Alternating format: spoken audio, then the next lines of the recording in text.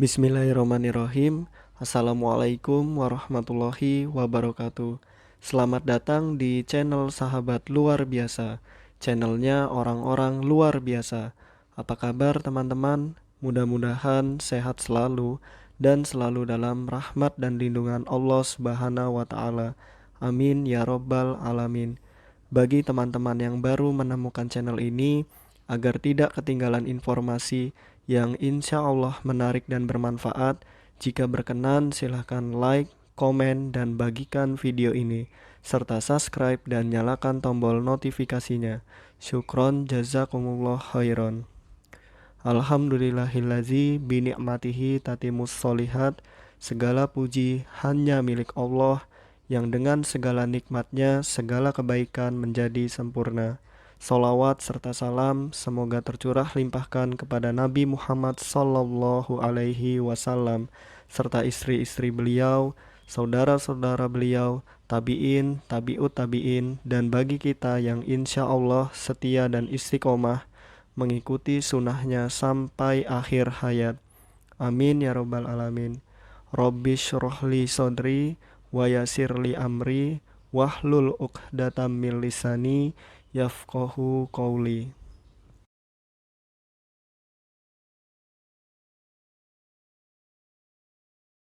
Nomor 1.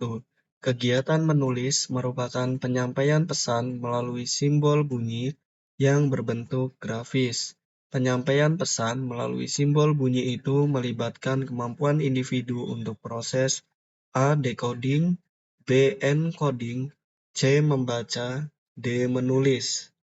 Nah, jika menulis menyampaikan pesan itu B ya teman-teman, encoding. Adapun kegiatan menulis merupakan penyampaian pesan melalui simbol bunyi yang berbentuk grafis. Penyampaian pesan melalui simbol bunyi itu melibatkan kemampuan individu untuk proses encoding. Jika membaca merupakan memaknai kode atau decoding. Nah, jika baca decoding, jika menulis encoding. Nomor 2, aktivitas menulis memiliki tahapan yang kompleks. Berikut ini tahapan yang benar adalah A. Aktivitas penyampaian pesan. Pesan disampaikan dengan bahasa, bahasa disimpulkan dengan grafis. B. Pemahaman tentang bentuk-bentuk simbol grafis melalui membaca, bahasa disimpulkan oleh grafis. C. Pesan disampaikan dengan bahasa, aktivitas penyampaian pesan, bahasa disimpulkan dengan grafis. D. Pesan disampaikan dengan bahasa, pesan yang terstruktur disampaikan lewat simbol suara, bahasa disimpulkan dengan grafis. Jawaban yang tepat adalah A ya teman-teman. Aktivitas penyampaian pesan, pesan disampaikan dengan bahasa, bahasa disimpulkan dengan grafis. Jadi pesan bahasa grafis.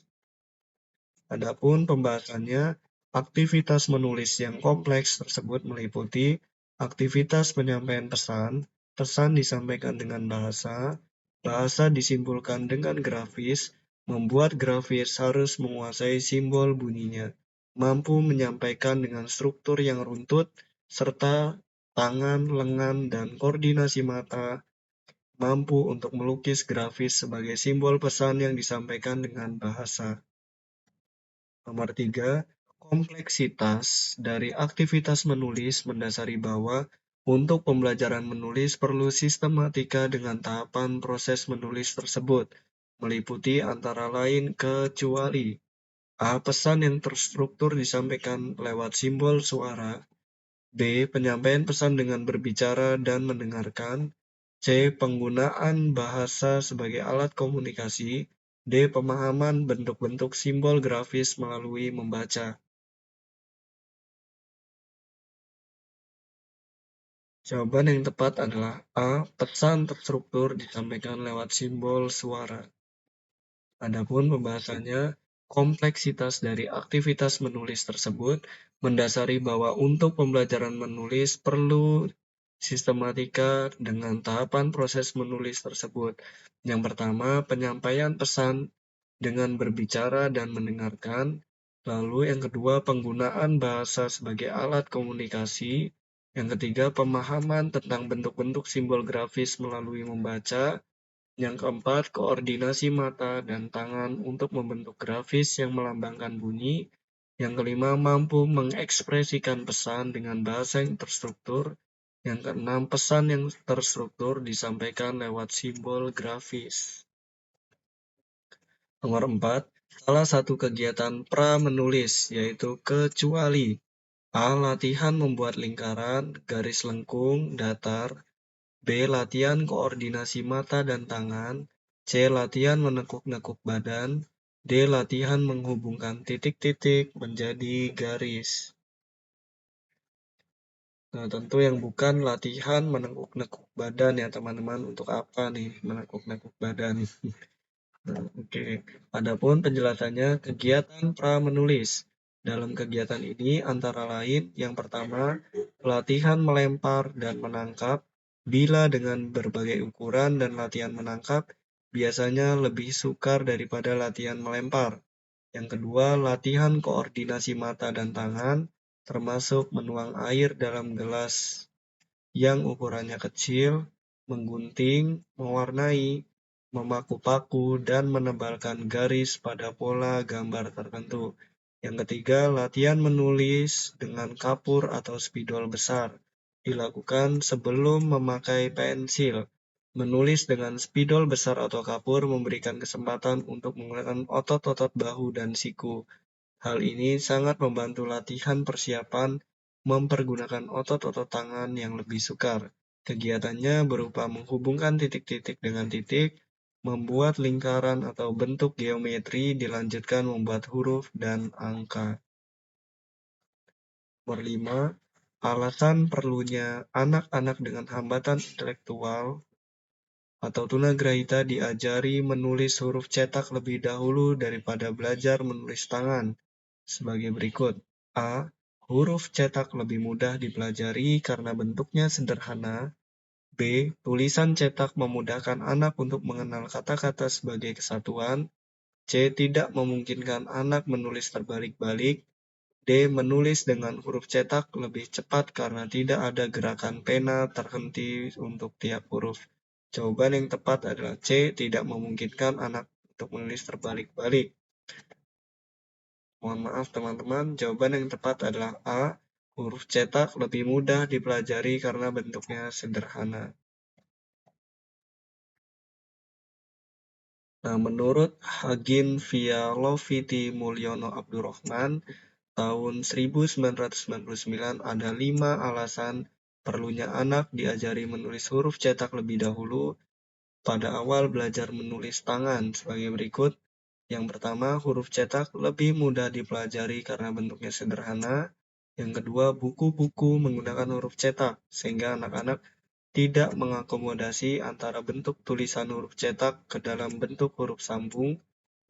Lalu yang ketiga, tulisan dengan huruf cetak lebih mudah dibaca daripada tulisan dengan huruf sambung.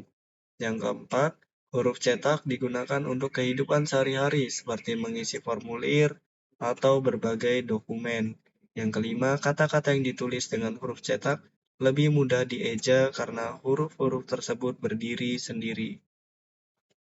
Nomor 6, para ahli yang menyarankan agar anak diajar menulis dengan huruf sambung lebih dahulu bertolak dari 3 alasan, yaitu kecuali.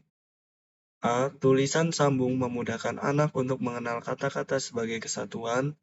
B. Tidak memungkinkan anak menulis terbalik-balik. C. Kata-kata yang ditulis dengan huruf sambung lebih mudah dieja karena huruf tersebut berdiri sendiri. D. Menulis dengan huruf sambung lebih cepat karena tidak ada gerakan pena terhenti untuk tiap huruf.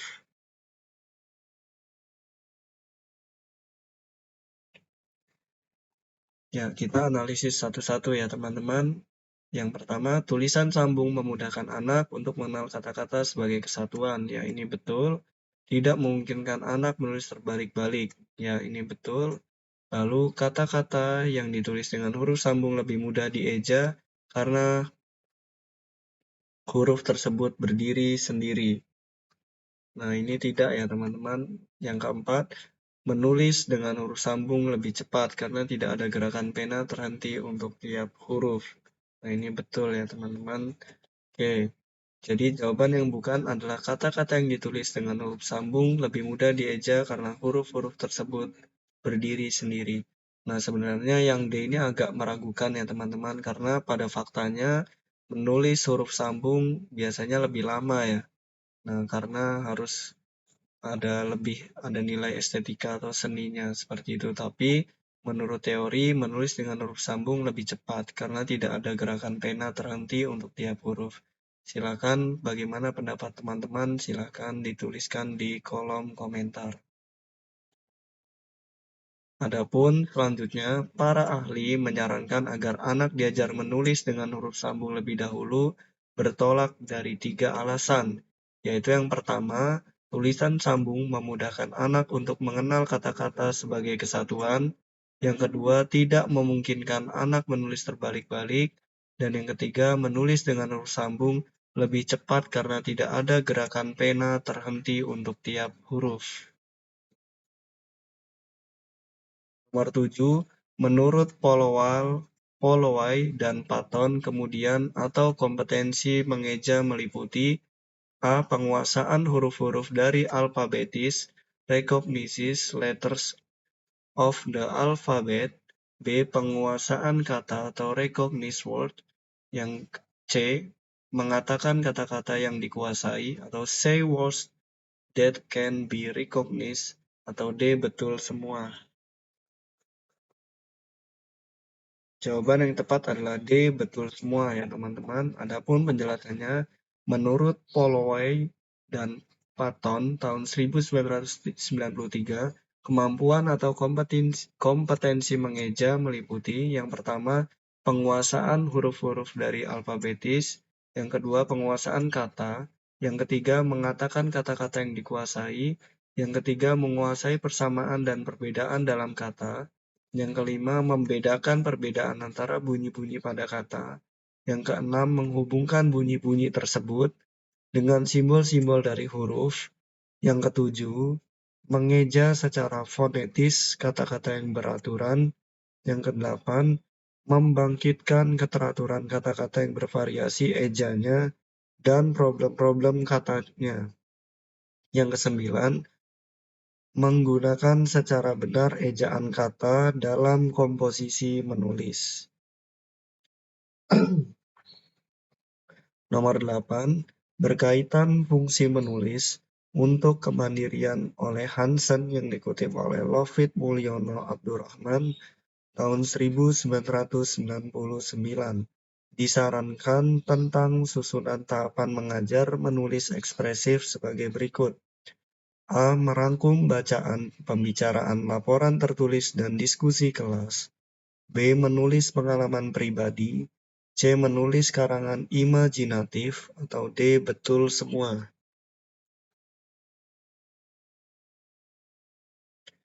Ya, nomor 8 betul semua ya teman-teman. Adapun penjelasannya, ekspresi menulis. Ekspresi menulis merupakan bagian akhir dari tingkatan kemampuan menulis, karena berbagai kemampuan yang dipelajari sebelumnya akan berujung untuk mengekspresikan perasaan, ide, atau penyampaian pesan melalui simbol-simbol tertulis. Berkaitan fungsi menulis untuk kemandirian oleh Hansen yang dikutip oleh Lovit Mulyono Abdurrahman, tahun 1999 disarankan tentang susunan tahapan mengajar menulis ekspresif sebagai berikut. Yang pertama, menulis perintah dan pemberitahuan. Yang kedua, menulis laporan tentang artikel atau cerita. Yang ketiga, merangkum bacaan pembicaraan, laporan tertulis, dan diskusi kelas. Yang keempat, menulis pengalaman pribadi. Yang kelima, menulis karangan imajinatif. Yang keenam, menulis surat untuk tujuan sosial dan bisnis. Yang ketujuh, menulis untuk majalah atau koran sekolah. Yang kedelapan, menulis untuk mengorganisasikan dan mengembangkan ide. Yang kesembilan, menulis peringatan untuk diri sendiri dan orang lain. Nomor 9, pembelajaran menulis bagi hambatan mental lebih ditekankan untuk A. Untuk kebutuhan sehari-hari, B. Untuk menopang kemandirian di kehidupan dewasa, C. Untuk membentuk karakter, D. Untuk mengurangi perilaku negatif. Yang nomor 9 adalah B, untuk menopang kemandirian di kehidupan dewasa. Pembelajaran menulis bagi tunagrahita lebih ditekankan untuk menopang kemandirian di kehidupan dewasa. Pembelajaran bidang ini dapat diintegrasikan ke pembelajaran membaca setelah mereka motorik halusnya siap, mampu memegang pensil dengan benar, menguasai membaca beberapa kata dengan ejaan yang benar. Tujuan utama dari pelajaran menulis bagi anak tunagrahita ringan agar mampu mengadakan komunikasi juga menopang kemandirian di masyarakat. Mohon maaf, ini harusnya nomor 10 ya teman-teman. Tujuan utama dari pelajaran menulis bagi anak hambatan mental ringan agar mampu mengadakan komunikasi, juga menopang kemandirian di masyarakat. Misalnya, A. Menulis pengiriman pesan singkat atau SMS atau short message send dengan menggunakan telepon seluler. B. Menulis melalui aplikasi komputer. C. Menulis di majalah dan koran. D. Menyalin pembelajaran yang ditulis oleh guru di sekolah. Jawaban yang tepat adalah A ya teman-teman, menulis pengiriman pesan singkat, SMS atau short message send dengan menggunakan telepon seluler. Pembahasannya, tujuan utama dari pembelajaran menulis bagi anak tunagrahita ringan agar mampu mengadakan komunikasi juga menopang kemandirian di masyarakat. Misalnya, menulis pengiriman pesan singkat, SMS atau short message send dengan menggunakan telepon seluler, menulis surat izin, mengisi formulir untuk pendaftaran atau pengurusan yang terkait sebagai warga negara. Baik teman-teman, mungkin itu saja yang dapat saya bagikan. Apabila ada kebenaran, pastikan itu datangnya dari Allah Subhanahu wa taala, dan apabila ada kesalahan, pastikan itu datangnya dari saya. Maka apabila ada kebenaran, mohon doakan kebaikan, dan apabila ada kesalahan, mohon dimaafkan dan diingatkan. Syukron jazakumullah khairan. Allahumma inni as'aluka ilman nafi'an wa rizqan thayyiban wa amalan mutaqabbalan. Subhanakallahumma wa bihamdika asyhadu an la ilaha illa anta astaghfiruka wa atubu ilaik. Wassalamualaikum warahmatullahi wabarakatuh.